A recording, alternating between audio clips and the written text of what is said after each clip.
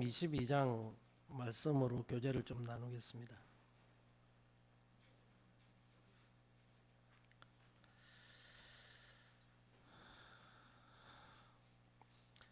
혹시 찾으셨나요? 누가복음 22장인데 그 전에 마가복음 6장을 좀 보겠습니다. 마가복음 6장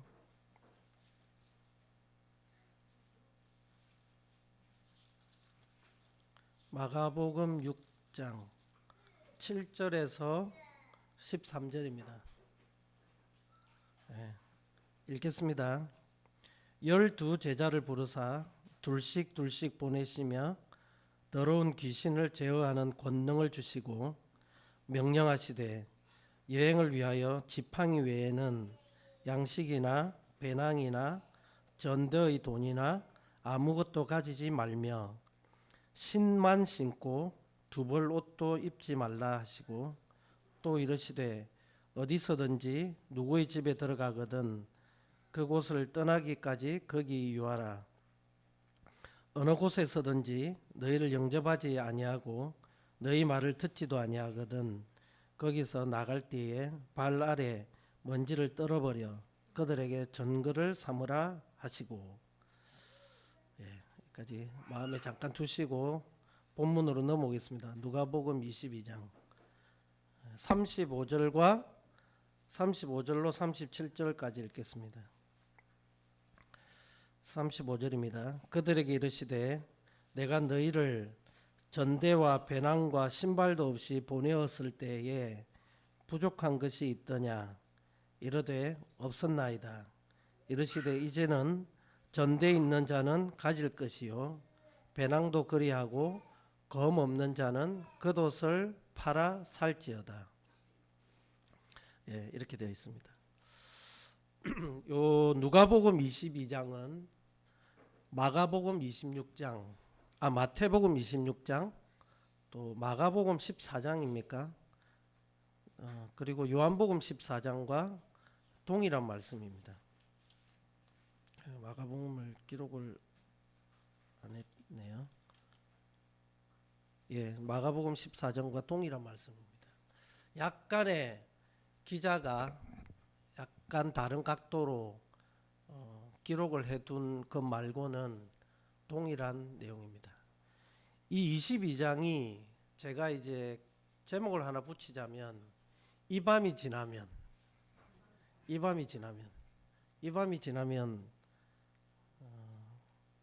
좋은 게 아니고 우리 구약 시대에 유월절이 있었죠. 임방과 좌우 설주에 이제 피를 발랐습니다. 그러고 나서 뭐가 시작됐죠? 광야의 생활이 시작되었습니다. 우리는 이제 이스라엘 백성은 그 안에서 살 때는 어쨌건 따뜻했지만 노예의 생활로 있었고 6월절이 지나서 이제 나오면서 자유를 얻었지만 수고하게 된 거죠. 이 밤이 지나면 요 누가복음 22장이 되는 이 6월절 밤이 지나면 이제 제자들은 어떤 삶을 살아야 하냐면 전대를 가지고 살아야 되고 도둑들의 위협, 강도들의 위협을 맞서는 칼을 차고 다녀야 되는 그런 시대를 지나게 돼요. 여태까지는 제자들이 예수님께서 다 준비해 줬어요. 아까도 읽었지만 어딘가로 갈 때도 잘 곳이 준비되어 있었고 먹을 것이 준비되어 있었고 하나님 예수님께서 알아서 다 준비해 주셨고 예수님께서 허락하는 모든 것들 안에는 온실 같은, 물론 이제 그 안에서도 어려움은 있었지만 온실 같은 삶을 살았어요. 근데 이제 예수님이 이렇게 얘기합니다. 오늘 이제부터는 어둠의 시대다. 이렇게 얘기를 해요. 그렇게 얘기하면서 제자들에게 이제부터는 전대를 챙기고 배낭을 메고 칼을 차고 다녀야 되는 시대가 도래했다. 이렇게 얘기를 하는 것이죠. 그래서 이 누가복음 22장의 말씀은 굉장히 중요한 시점을 지나는 말씀이에요.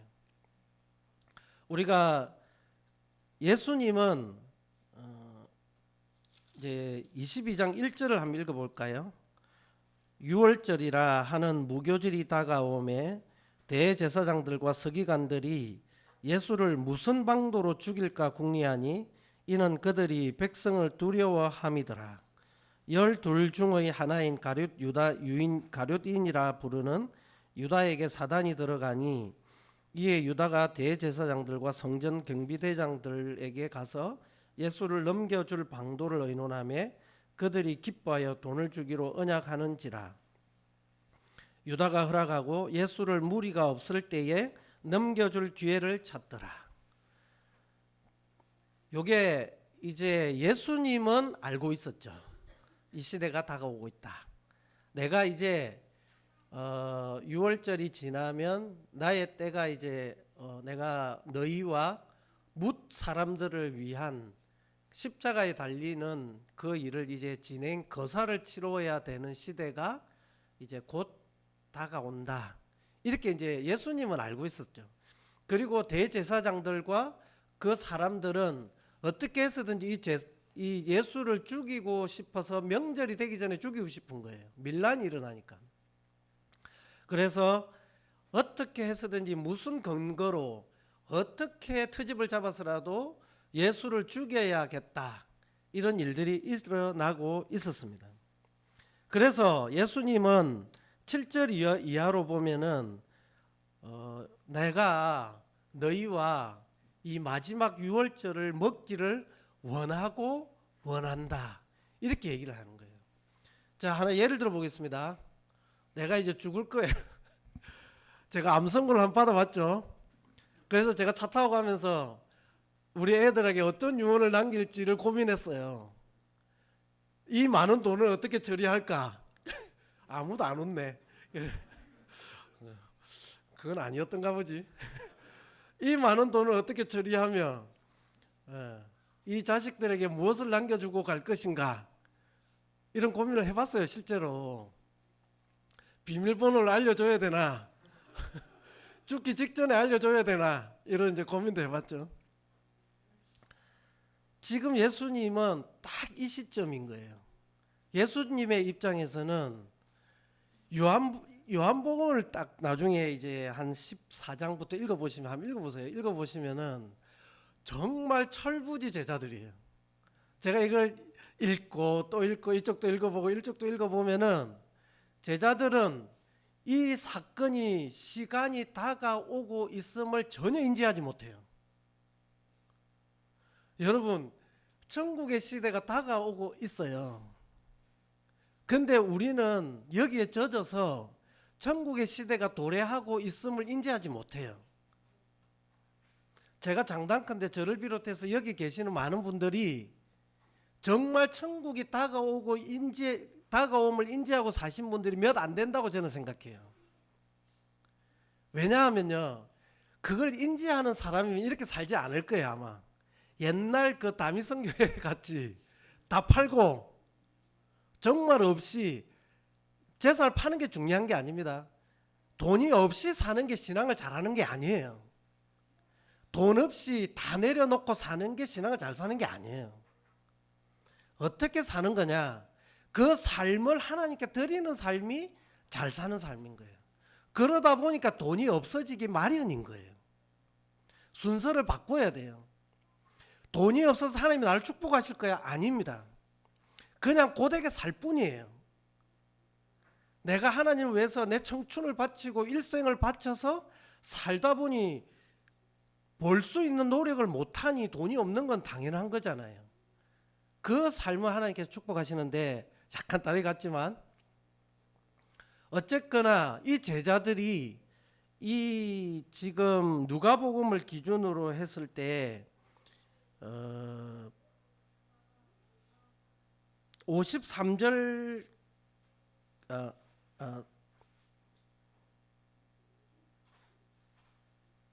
34절까지는 이 제자들이 요한복음도 나중에 읽어보시면 알지만 정말 철부지예요. 마지막 만찬을 할 때 요한이 예수님의 품에 누워 있어요. 예수님 이럽니다. 나와 같이 음식을 손을 잡는 그가 나를 팔 거다. 근데 베드로가 이럽니다. 요한 보고 머리짓을 하면서 손짓을 하면서 야 누가 파는지 물어봐 이렇게 얘기하는 거죠. 요한복음에 보면 그 제스처가 나와요. 그래서 요한이 예수님 품에 누웠다가 이렇게 보면서 누군데요 이렇게 물어봐요. 그러니까 예수님이 내가 오늘 자식들이에요. 아버지가 나 오늘 죽어. 나 오늘 죽을 것 같아. 그런데 자식들은 어떻게 해요? 아 이거 돈 어디 있어요? 약간 이런 느낌이에요. 뉘앙스적으로 보면 죽음에 대한 준비를 전혀 하지 않아요. 예수님이 떠나신다. 이것에 대한 감각이 제자들이 없어요. 제가 이제 이 첫 번째 주제인데 누가 크냐예요. 누가 크냐. 이거는 어디서 나온 말이냐면 24절에 나와요. 또 그들 사이에 그중 누가 크냐 하는 다툼이 난지라. 제가 배경 설명을 드렸죠.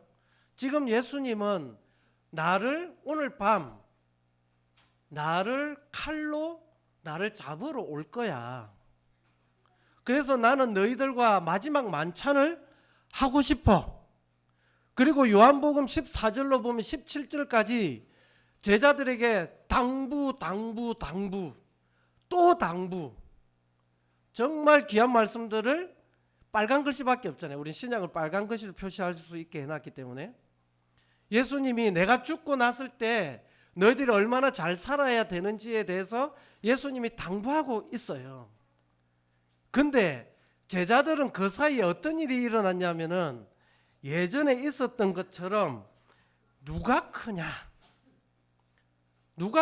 하는 다툼이 일어난 겁니다. 그러니까 이 제자들이 예수님의 그 돌아가심에 대한 자각이 있다고 볼 수 있나요? 없다고 볼 수 있나요? 저는 볼 때 없다고 보여집니다. 예전에 복음서에 또 나오죠. 누가 크냐? 변론이 한번 일어났었죠. 그리고 요한의 어머니였습니까? 천국이 임하면 우리 아들을 당신의 좌우편에 앉혀달라 해가지고 제자들 사이에 변론이 한번 일어났고 다툼이 한번 일어났습니다. 그런데 그때는 그랬다 치고 이 지금 예수님이 내가 마지막 만찬이다. 나를 죽일 거야. 나를 잡아갈 그 사람이 가룟 유다야. 이렇게 얘기를 했음에도 불구하고 제자들은 어떻게 생각했냐면은 요한복음에 가면은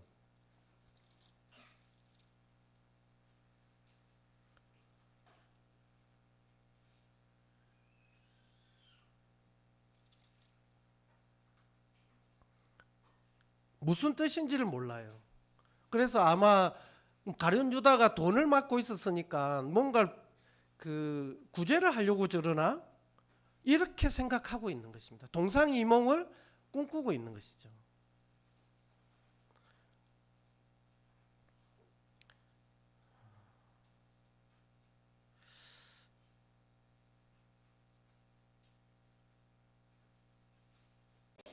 마가복음을 한번 보겠습니다. 마가복음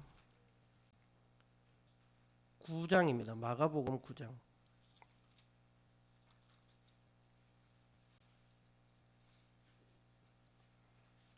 마가복음 9장 31절입니다. 동일한 말씀인데 인자가 많은 고난을 받고 장로들과 대제사장들과 서기관들에게 버림받아 죽임을 당하고 사흘 만에 살아나야 할 것을 비로소 그들에게 가르치시되 드러내놓고 이 말씀을 하시니 베드로가 예수를 붙들고 항변하여 이렇게 이제 얘기가 되죠.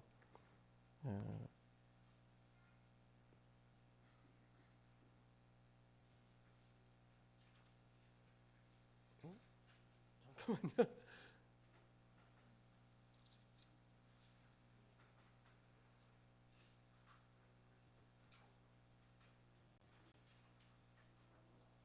제가 말 잘못 적었나 봅니다. 죄송합니다.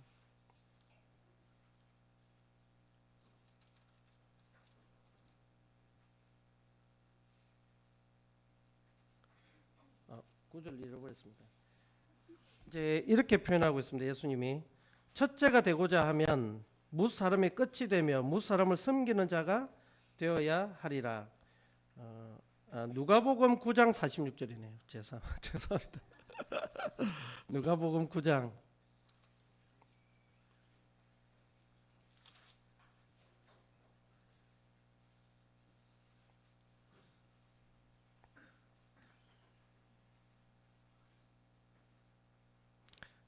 예전에 이제 변론이 일어났을 때 제자 중에 누가 크냐 하는 변론이 일어났죠. 그때 48절에 보면 누구든지 내 이름으로 어린아이를 영접하면 곧 나를 영접하며 또 누구든지 나를 영접하면 곧 나를 보내신 이를 영접함이라. 너희 모든 사람 중에 가장 작은 그가 큰 자니라. 그래서 첫째가 되고자 하면 뭇 사람이 끝이 되며 뭇 사람을 섬기는 자가 되어야 하리라. 이렇게 이제 얘기를 했습니다.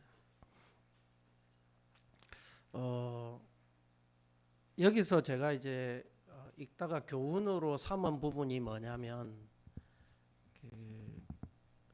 우리가 주님 안에서 있으면서 주님이 다시 오심에 대한 정말 자각을 하고 있느냐 하는 부분을 한번 생각해 보자. 이 부분입니다. 왜냐하면은 저희는 입으로 이렇게 얘기하고 이론적으로 생각은 어떻게 하고 있냐면 우린 이 세상에 살지 않을 거야. 우린 주님이 오시면 천국에 가는 거야. 다 그렇게 생각하시죠? 예, 여기서 나 오랫동안 살 거야. 이렇게 생각하시면 아무도 없잖아요. 근데 우리의 삶은 마치 뭐와 동일하냐면은 죽음이 다가오지 않을 것 같이 여기고 있는 이 제자들과 동일한 삶을 살더라는 것입니다. 이 세상에서 어떻게 하면은 잘 살까 이런 거 이제 논하지 말고요. 우리가 교회 가운데 있으면서 섬기는 것이 아니라 첫째가 되는 것에 대한 갈망을 가지고 있더라는 것이죠. 누가? 제자들이. 내가 더 많이 섬겼어. 내가 더 수고하고 있어. 내가 주님을 위해서 더 열심히 살고 있어. 이게 자랑거리가 아니잖아요. 그러니까 이 저는 개념 정리를 하고 싶은 거예요. 이거는 자랑거리가 아닌 거예요. 오른손이 하는 것을 왼손이 모르게 해라고 하고 있음에도 불구하고 우리는 어떻게 여기고 있냐면 내가 더 많이 하고 있어. 내가 하는 것들은 다 주님을 위한 것이야. 이건 자랑거리는 아니에요. 그러니까 그 자체가 문제가 되느냐? 아니에요. 감사할 일이죠. 주님을 사모하는 만큼 주님을 위해서 수고하게 돼요. 그건 정답이에요. 근데 이게 자랑할 일은 아니더라. 근데 제자들은 여러 번 싸우고 있는 것입니다. 이것으로 누가 크냐? 누가 첫째가 될 것이냐? 누가 주님의 사랑을 더 받은 자로 여김을 받을 것이냐? 왜? 온실 속에 있다 보니까 제자들의 삶이 온실 속에 있었습니다. 그래서 주님이 그거 아니야. 너희는 이제 세상으로 나가야 돼. 내가 없어. 내가 모든 걸 준비하던 그 시대는 끝났어 이제. 칼을 차야 되고 겉옷을 이스라엘에서는 팔 수 없거든요. 왜냐하면 추워 죽어요. 그런데 겉옷을 팔아서 너희 유일한 겉옷을 팔아서 칼을 사라고 할 정도의 이제 현실을 자각하고 살아야 한다는 것입니다. 그 현실을 자각한다는 것이 우리 입장에서 무엇이겠습니까? 다시 오실 주님에 대한 섬김인 것이에요. 우리끼리 다툴 필요가 없다. 뭐 다투고 있어서 뭐 얘기를 하는 게 아니에요. 우리 마음에 혹여라도 베드로가 그러잖아요.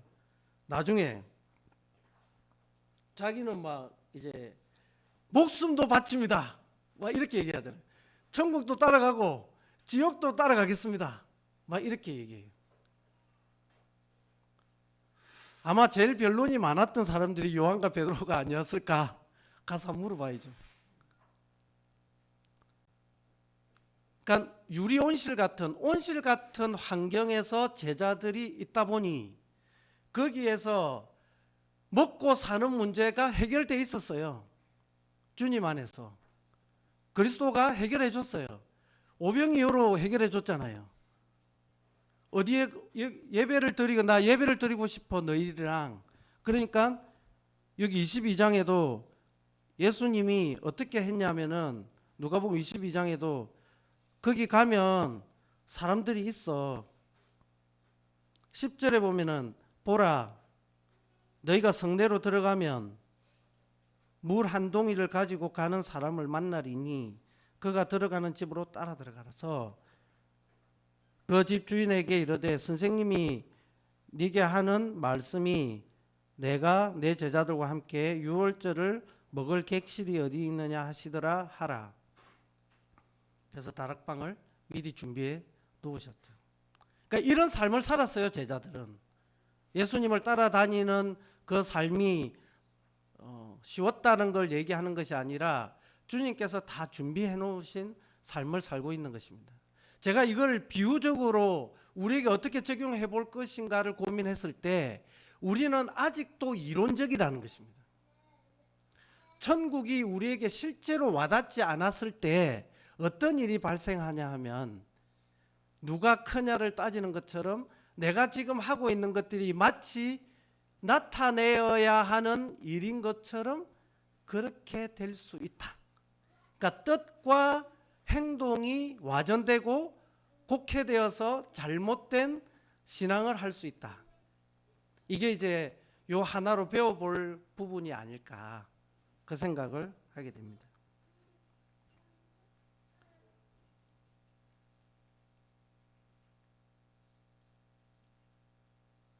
그래서 요한복음에는 13장 14절에는 뭐라고 얘기했냐면 요한복음 한번 찾아볼까요? 요한복음 13장 14절입니다. 내가 너희에게 행한 것을 너희가 아느냐? 너희가 나를 선생이라 또는 주라 하니 이 말이 옳도다. 내가 그러하다.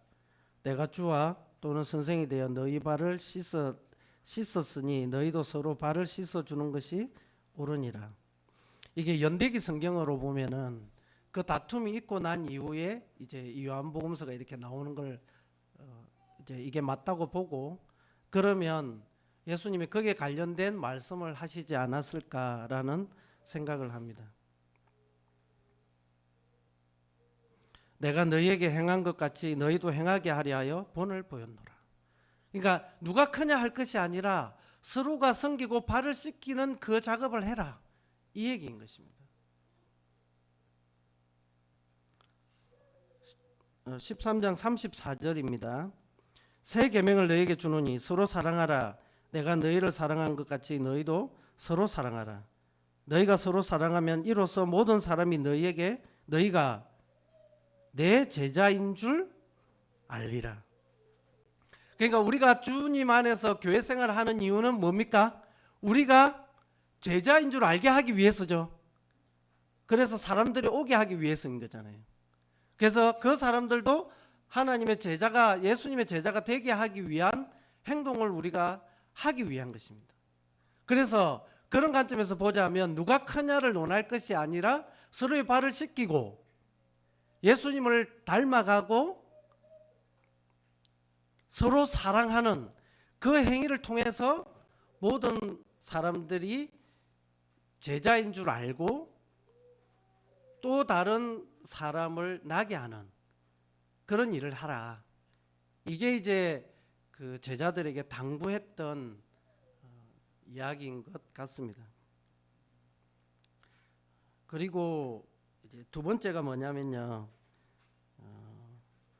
다시 누가복음으로 좀 오겠습니다. 왔다 갔다 해서 죄송합니다.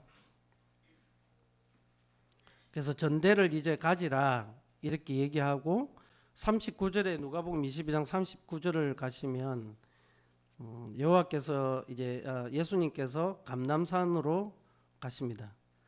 예수께서 나가사 습관을 따라 감람산에 가시니 제자들도 따라갔더니 그곳에 이르러 그들에게 이르시되 유혹에 빠지지 않게 기도하라 하시고 그들을 떠나 돌 던질 만큼 가서 무릎을 꿇고 기도하여 이르시되 아버지여 만일 아버지의 뜻이거든 이 잔을 내게서 옮기시옵소서. 그러나 내 원대로 마시옵고 아버지의 원대로 되기를 원하나이다 하시니 천사가 하늘로부터 예수께 나타나 힘을 더하더라. 예수께서 힘쓰고 애써 더욱 간절히 기도하시니 땀이 땅에 떨어지는 핏방울같이 되더라.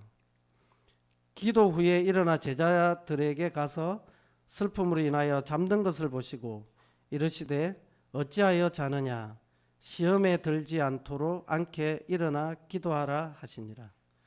두 번째 주제 말씀이 어찌하여 자느냐, 어찌하여 자느냐, 일어나 기도하라. 이런 말씀으로 한번 보시면 좋겠습니다.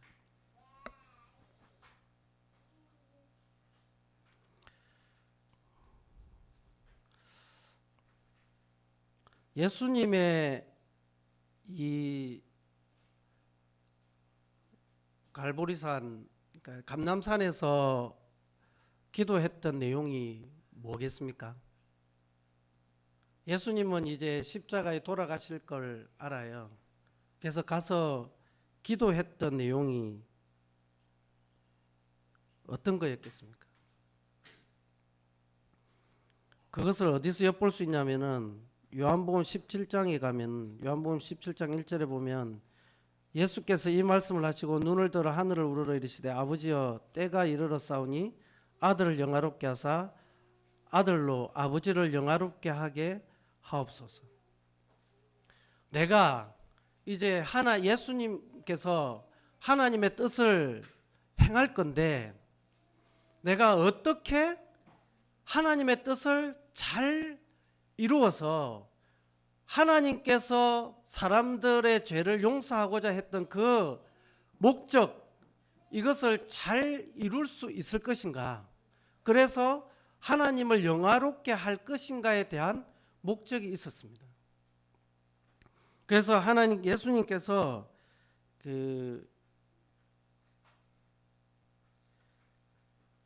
땀이 땅에 떨어지는 핏방울 같이 기도하셨다고 성경은 말하고 있고, 히브리서 5장 9절을 잠깐 보겠습니다. 히브리서 5장 9절.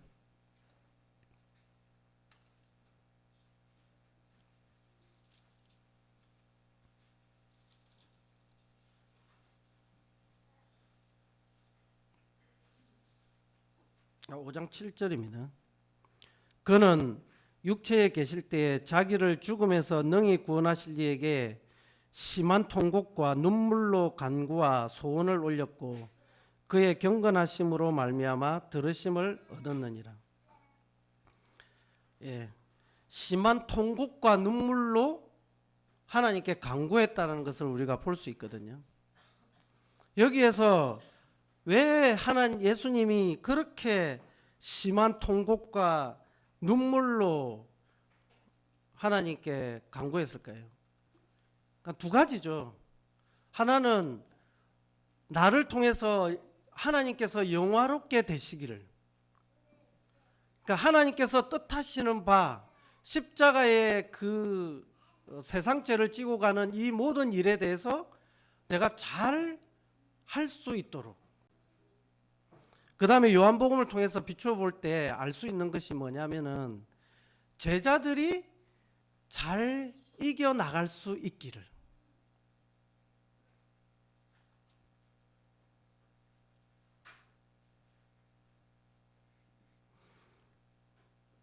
요한복음 17장 9절에 내가 그들을 위하여 비옵나니 내가 비옵는 것은 세상을 위함이 아니요 내게 주신 자들을 위함이니 그들은 아버지의 것이로소이다. 제자들이 이제 험한 세상을 살아가야 할 때 정말 유혹과 시험에서 이겨낼 수 있도록 하나님께 간구한 것입니다.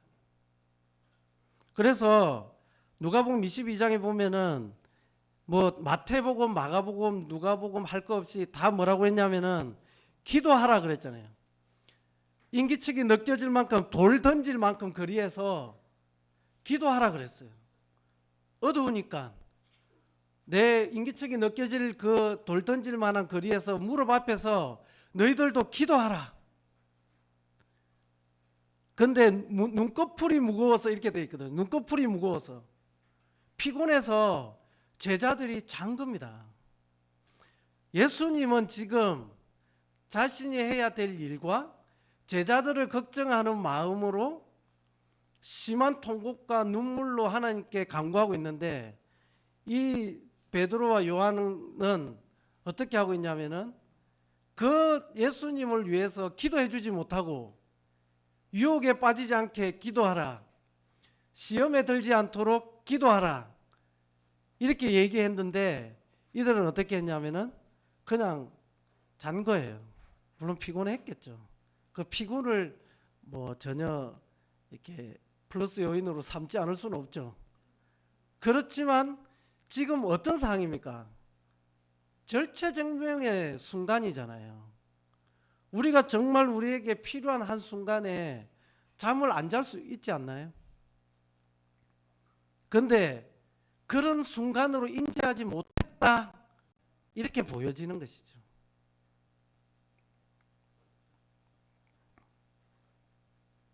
주님은 난 이제 너희들의 보호자가 아니야. 지금은 어둠의 시대가 도래했어. 너희가 내가 잡혀갈 때, 그리고 그 이후에 너희들의 삶을 위해서 기도해. 시험에 들지 않도록, 유혹에 빠지지 않도록 기도해. 어쩌면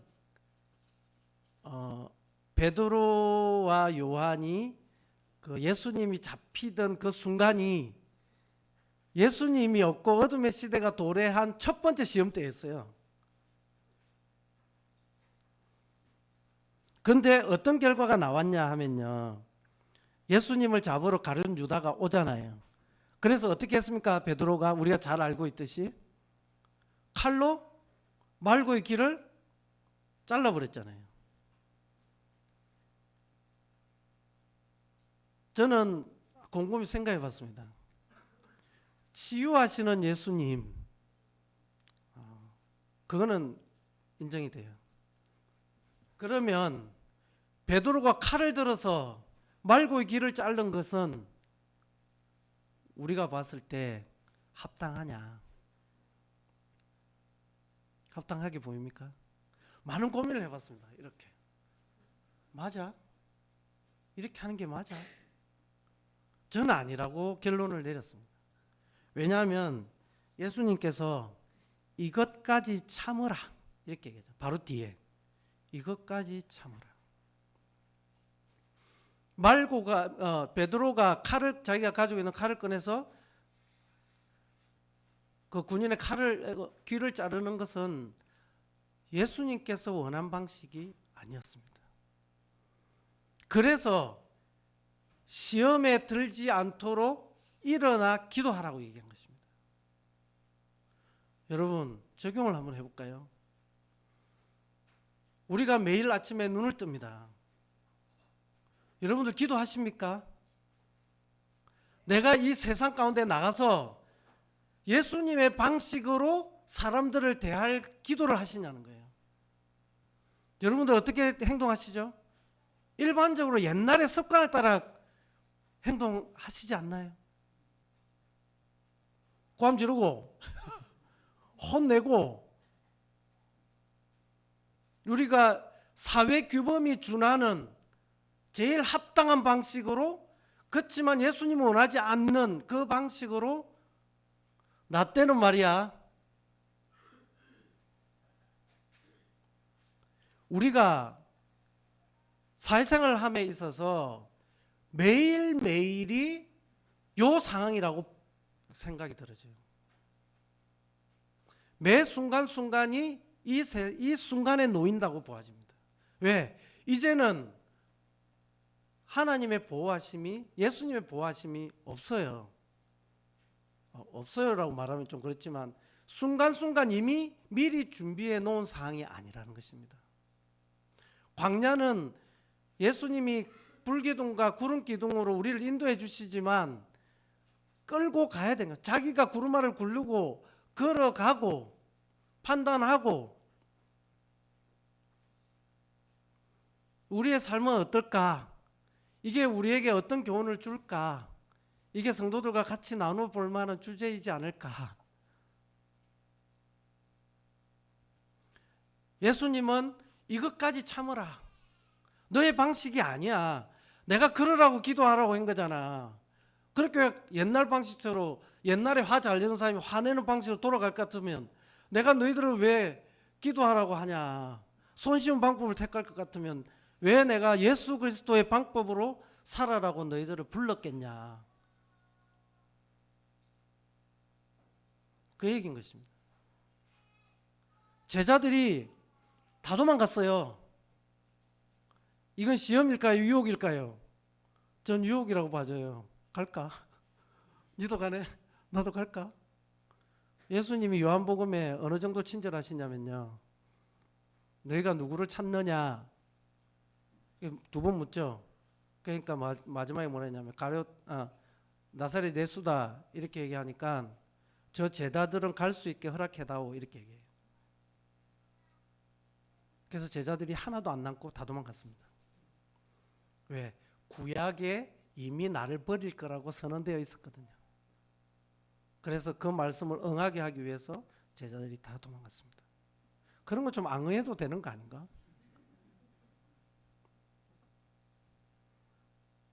여러분, 기도하지 않으면 우리가 이것을 매일 생각하지 않으면 이런 판단과 내가 약간 불리한 환경에 놓일 때 주님을 저버리는 유혹에 빠지기 쉽습니다. 세 번째 뭘까요? 베드로잖아요. 그 잘 아는 베드로가 뭐라 그랬습니까? 너도 같이 함께 다녔던 사람 아니야? 여러분한테 너 같이 다녔던 사람이지? 이렇게 하면 어떻게 할래요? 어떻게 할래요? 나보고 그렇게 하면 나 어떻게 해야 되지? 무슨 소리 하고 있어? 나 이 사람 몰라. 생사람 잡네. 베드로는 유혹에 빠져버렸습니다. 그래서 유혹에 빠지지 말라고 기도하라고 한 것입니다. 얼마나 쉬운데요. 옛날 구습으로 돌아가는 것은 너무 쉬워요. 왜냐하면요. 그냥 죄인이라서 그래요. 그냥 죄인이어서. 너무 쉬워요. 난 그렇게 살지 않는다고 진짜 자신한 사람 여기서 손 한번 들어봐 주세요. 나는 정말 어떤 경우에도 하나님을 인정하고 살고 있어. 간증 좀 해주세요.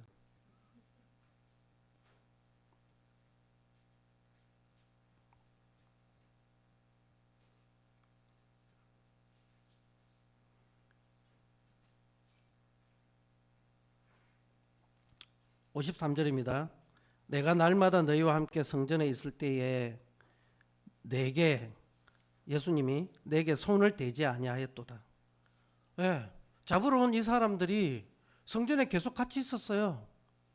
근데 안 잡았어요. 왜? 때가 되지 않았기 때문에.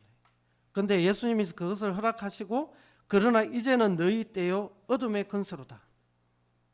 여러분, 지금은 어둠의 권세입니다. 지금 우리가 살고 있는 이 시대도 어둠의 권세예요. 그래서 우리는 어떻게 하기 쉽다고? 유혹에 빠지기 쉽고 시험에 들기 쉬운 시대를 살아가고 있는 것입니다. 내가 경건하지 않다고 생각이 되시면 기도해야 돼요.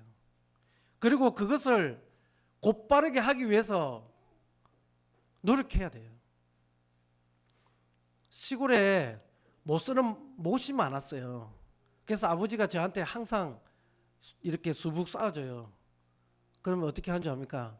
망치로 그 찌그러져 있는 못을 나무에다 딱 놓고 계속 때려요. 때리면 나무가 그 못이 펴져요. 그래서 다시 쓸 수 있게 되거든요. 맞아야 돼요.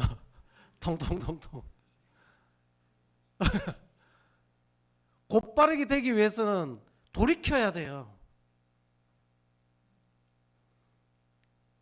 속으로는 알겠죠. 아, 내가 어떤 부분에서는 경건할 수 있고 어떤 부분에서는 우리의 약함을 가지고 있기 때문에 어떤 분은 어떤 부분에서 상당히 경건합니다. 그런데 어떤 부분에서는 굉장히 약해요. 우리가 모두가 그 강점과 단점과 약점을 가지고 있어요. 그래서 본인은 알 수 있어요. 물론 이제 나타내지는 것으로 많은 분들도 볼 수 있겠죠. 그러니까 내가 경건하지 않으면 예수님께서 우리를 위해서 지금도 심한 통곡과 간구와 눈물로 하나님께 간구하고 있습니다. 아, 이거 말씀 전하면 안 된다니까요, 형제님.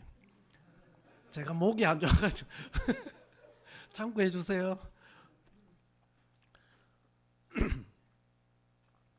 지금도 예수님은 하나님께 심한 통곡과 간구와 눈물로 우리를 위해서 기도하고 계십니다. 우리가 시험에 들지 않도록, 유혹에 빠지지 않도록. 우리의 일입니다. 구원은 누구의 일입니까? 우리의 일이잖아요. 천국은 누구의 것입니까? 우리의 것입니다. 우리를 위해서 하나님과 예수님은 심한 통곡과 눈물과 간구로 우리를 위해서 기도하고 있는데 정작 우리는 어떻게 하고 있냐면 아무 일도 하고 있지 않고 잠자고 있는 것입니다. 잠자고 있는 신앙생활 몸만 나오는 신앙생활 안 돼요. 교회 나온 거 이게 플러스 요인이 될 것 같아요? 나더러 주여 주여 하는 자마다 다 천국에 들어갈 것이 아니라고 얘기하고 있어요. 하나님은 중심을 보시는 분이거든요. 내가 주님 앞에서 열심을 하는 것은 성도들은 그분을 경건하다 말할 수 있겠지만 내가 하나님과 1대1로 이렇게 놓고 봤을 때 내가 과연 신실한지 경건한지 시험에 들지 않기 위해서 노력하고 있는지 우리는 하나님과 한 건 1대1로 생각해 봐야 될 필요가 있다.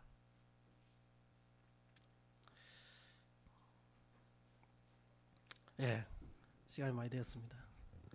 오늘은 누가 크냐 그리고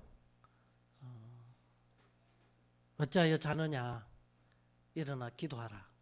이게 두 주제로 이제 말씀을 좀 나눴는데 정말 우리가 주님 안에서 우리는 여기는 현실이다. 이런 자각을 가지면 좋겠다 생각이 듭니다.